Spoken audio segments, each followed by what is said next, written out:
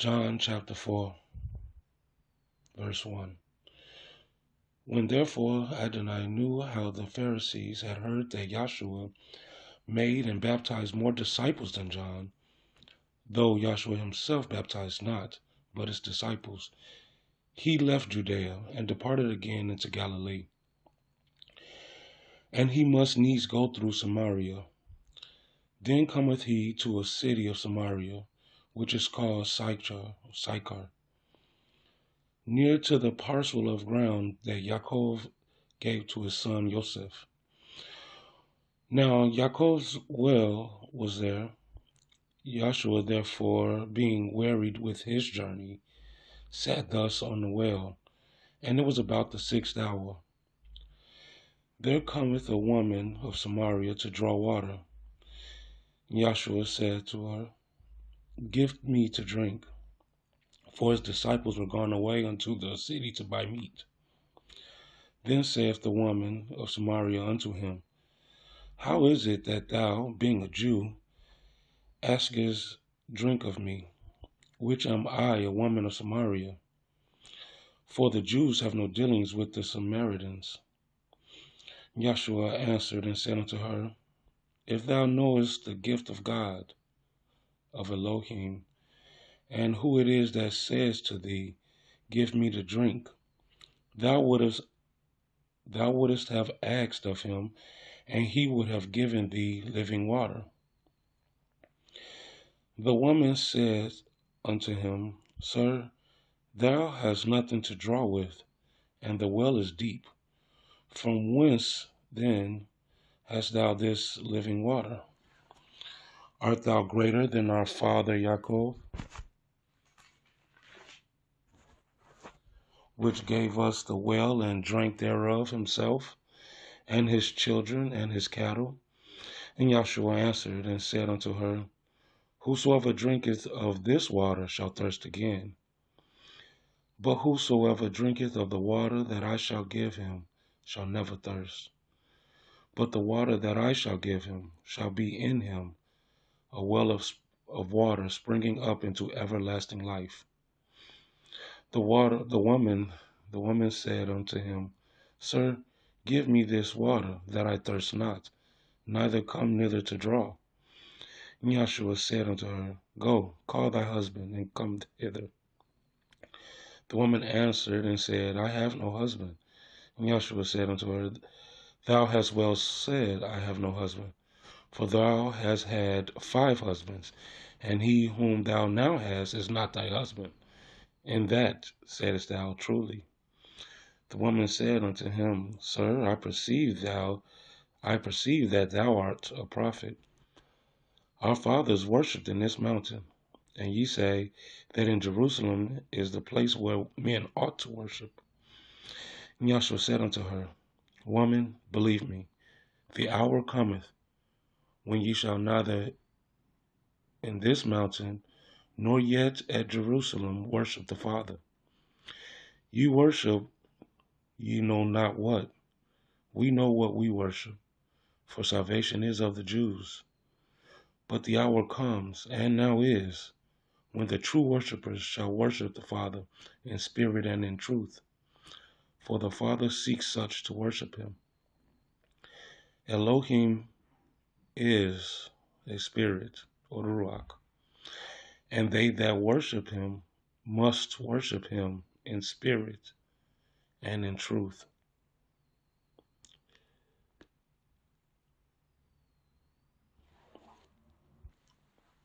Now that was, as I said, John chapter 4, starting at verse 1, and I ended there at verse 24. So I started from the very beginning for a couple of reasons. One, to build the context of where this conversation and what Adonai Yahshua said and where it came from, like where the context of it, where it come from. The other one was, another reason was because I do believe that there is significance in the fact that this particular conversation was had at Yaakov's well. I believe that there is great significance in that because, as you know, Yaakov was no longer named Yaakov, but instead Israel. That is where the name Israel come from. Adonai Elohim gave him that name after he wrestled with God, which again, that's what Israel actually means if you translate it. He who wrestles with God. So yes, I do believe that there is great significance in where this conversation took place, and particularly in what he says. Specifically, the whole bit about you worship you know not what, we know what we worship, for salvation is of the Jews. But the hour comes, and now is, when the true worshipers shall worship the Father in spirit and in truth, for the Father seeks such to worship him. That is what my whole campaign is about. We have turned away collectively as a people from worshiping Elohim in spirit and in truth. We have ordained buildings of brick and mortar as the official worship places, places of worship to worship the Father. We have given those with sharp tongues the authority to tell us the Father's will, the Father's meaning in its own words.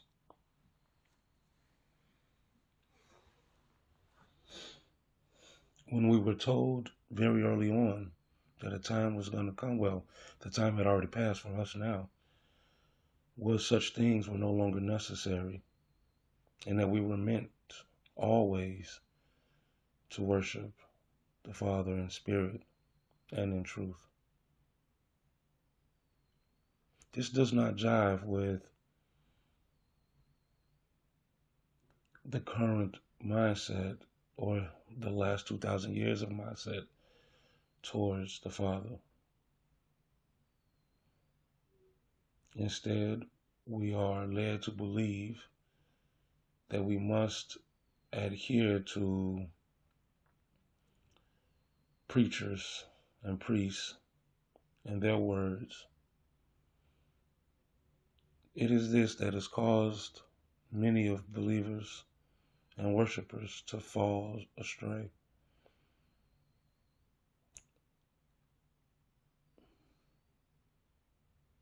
I'll be honest with you. I personally blame the vast majority of all of this on one individual. I have wrestled with myself against doing this, saying these things, but it just keeps coming up and I can't help it anymore. I blame Paul, flat out.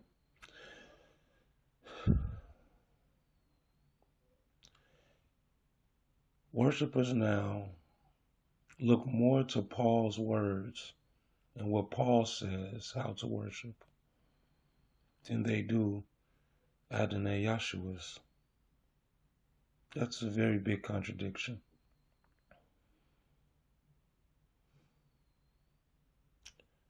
For it was Yahshua that Paul was meant to be serving. But in the course of his ministry, he made himself to be an authoritative figure on all things related to Yahshua, related to the Father. And as such, Paul has written more letters that are in the canonical, quote unquote, New Testament than there are Gospels, Paul's letters make up the majority, the vast majority of the New Testament. So it is very understandable how Yahshua's words get lost in the mix of it, because Yahshua's words is at the beginning. Paul's follow shortly after, and they continue on until Revelations. So it makes perfect sense why, if you was reading it from beginning to end, after time, you lose sight of what Yahshua said. You lose sight of the Spirit, and you are bombarded with Paul's version of worship. I will say, though, that Paul has some beautiful letters. He wrote very well, and his worship is very charismatic. It is very inspirational. Like, it just is. The things he says, they hit home hard. So you know that there's a level of truth in them. But people have forgotten Paul was a man. Paul was not the Messiah. He was not the anointed. He was a man tasked with himself, tasked by himself, I believe, to start a church in the name of Yahshua, yes, but to start a church. He did that. But unfortunately, it had the unforeseen consequence of leading more people away from the truth and into dogmatic religion than anything else. I believe personally that Paul's church and the subsequent churches thereafter were worse than the Pharisees back then. The level of dogmatism to Paul's word, not to the Father's. Everyone, because of Paul, people have the notion that somehow the Torah was made null and void through faith in Yahshua. That was never said by Yahshua himself. It was never meant to be that way. But Paul, who reasoned within himself, came to the conclusion that that by faith in Yahshua meant the destruction of the Torah, or it meant a freeing of the laws. Because I believe it was something along the lines, he said that those who follow the law will die by the law, but those who have faith in Yahshua are exempt from the law, and something of that nature. I'll go deeper into it a little bit later. This is just plain false. I'm sorry to say it. It is. It sounds nice. It sounds good. But the law is the law. Yahshua himself said, a house divided cannot stand. Why would Adonai Elohim create a law just to have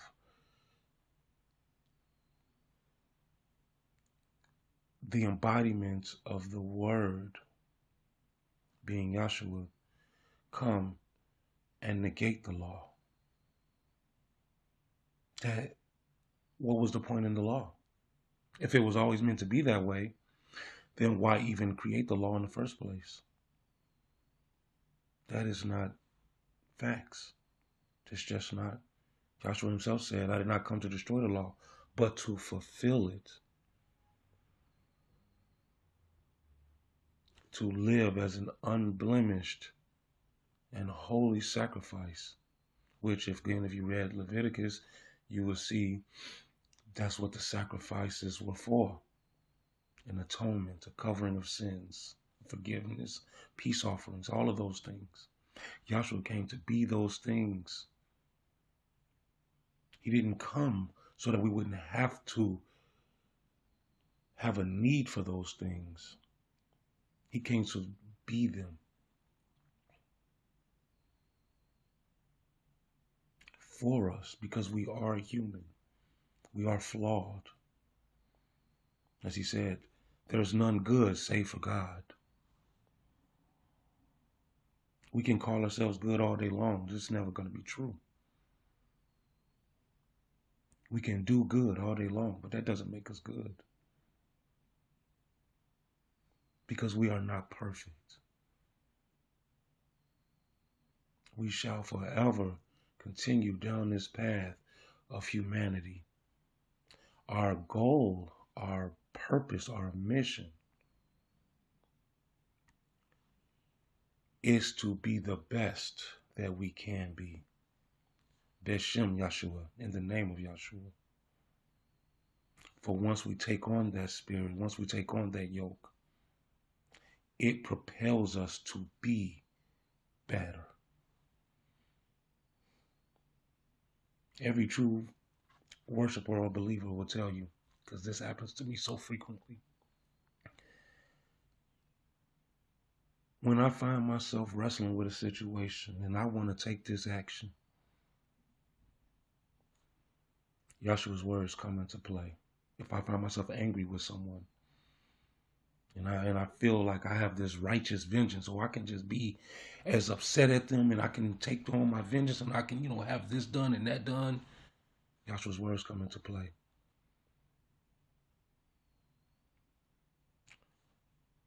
For if you forgive not your brother, how more can you expect your Father to forgive you?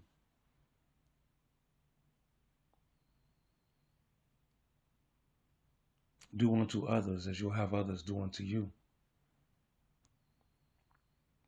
If you're angry at someone, drop your peace offering at the altar and go make amends with that person. That's the spirit. That's what he came for. For when you take on that yoke, he will guide you throughout your life in these situations. That can't happen if you're looking to another man's words as guidance.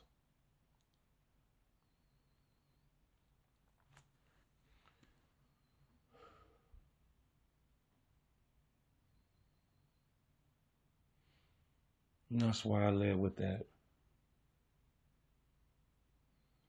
Because we are not worshiping the Father in spirit or in truth. When our worship of the Father comes at the behest of someone else. When our honoring Yahshua comes only through Paul's readings and words. I do plan on going far deeper into that because I had a whole list of things. This was more of an impromptu thing because, like I said, it just keeps coming up. I am absolutely tired. I cannot begin to tell you how many times people say what is a sin and what's not a sin. And I go, where did you get that from? That's not in the book. Oh, no, I'm sorry. It is. Paul made that a law. That's not a law. That's not a real law. The Father created the laws he wanted us to follow. Yahshua enhanced those laws. He narrowed them down a bit, some of them. He didn't touch on every last one because there were a lot of laws. But he narrowed down the most relevant ones and important ones for us to tighten up on. But Paul created new laws that contradicted the old laws. And again, I say, a house divided cannot stand.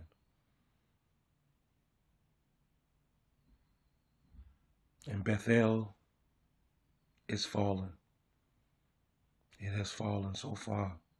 It saddens and sickens me to see those who claim to be believers and worshipers, how far we've fallen.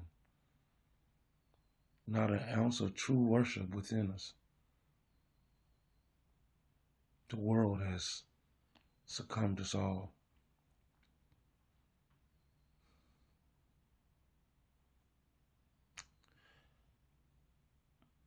And for fear of just constantly repeating the same things over and over again, I think I'm going to end this here. But as I said, I will be coming with a much more detailed understanding of, I don't want to use this word, but I will, my ire towards Paul's writings, because I definitely do have it. I have ire towards anything that takes away from the Father. And Paul has definitely done that in spades. It would appear on the surface that, oh no, he brought many to Yahshua. I don't like using the word Christ, period. You want to call him something, call him Messiah. He brought many to the Messiah, but under his name, not Yahshua's. And yes, before anyone even be able to say it, I distinctly recall Paul saying, there was this one bit he said, lest anyone ever say that they were baptized in Paul's name and all of this, that, the other. Yes, okay, I get that. He was humble. And I understand that at that time period, he had a lot going on. Risk of death, being jailed, tortured, all of that. Yes, totally get it. And this is again the reason why his words are so inspirational, because they were wrought in a time of just persecution, the same persecution that Yahshua said you definitely will face. He faced them. I do not condemn Paul. I don't have a place to. I can't. It is not my place to condemn anyone. But I uplift the truth. Paul was a man. Solomon was a man. David was a man. Proverbs, Psalms, the letters. Those are not God's words. And I do want for us to stop taking them as such. They were men of faith. They were the words of men of faith. This is why they are inspirational, because they do hit home for those who worship. But they are not the word of the Father. The Father has written its words out for us. It's written its laws out for us to follow. We may not understand the purpose of those laws. And in this day and age, people don't agree with them because they seem archaic. Oh, but they are not. They are just. They are righteous. And they had purpose that only the Supreme Being, Elohim, could foresee. Every law has a specific reason behind it.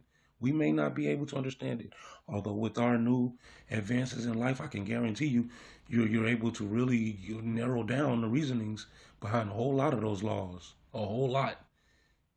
Science has allowed us to peer into the mind of the Father.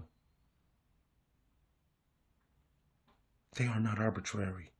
They are not misogynistic or hateful or spiteful or any of those things. They were with reason.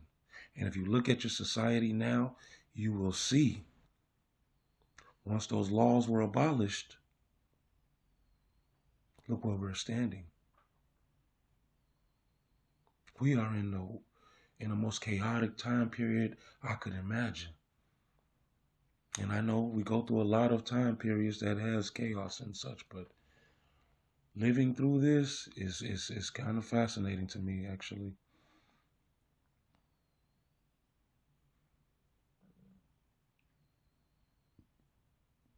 But I hold strong because I hold to the word. I don't hold to men's version of the word. I hold to the word. When I do look to Paul's letters or to David's Proverbs or Psalms, that's to find some inspiration in what I may be dealing with in a moment. But it is not to guide me. Elohim guides me. Yahshua guides me.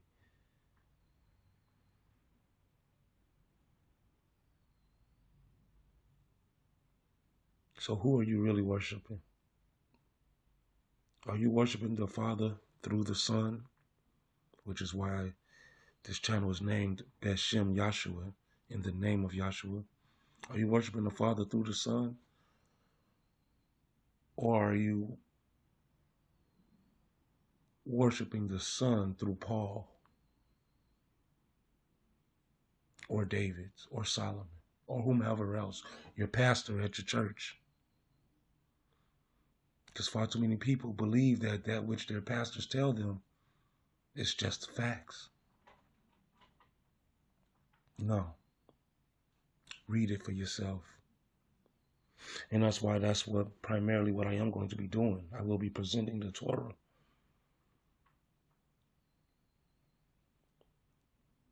Because that's where we need to go. Forget preaching. Forget all of that. Read the words. The Spirit will preach you for itself. I am not a preacher. I am not a pastor. I am none of these things. I am not even a teacher. I am merely a disciple of Yahshua. I will simply relay words and let the Spirit itself guide you to the meaning.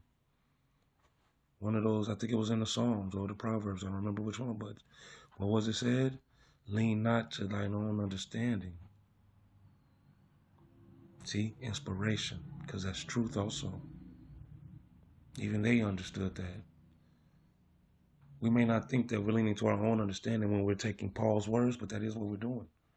Well, at least no, we're not leaning to our own understanding. We're leaning towards his understanding, which was a word given to him by the Father for him. Perhaps in that moment, perhaps in that time period, or whatever was going on that caused him to whatever it. I don't know. I honestly don't know, so I can't make any real suppositions on it. But I do know this is not it. Let me say this part one more time. Elohim is a spirit, and they that worship him must worship him in spirit and in truth.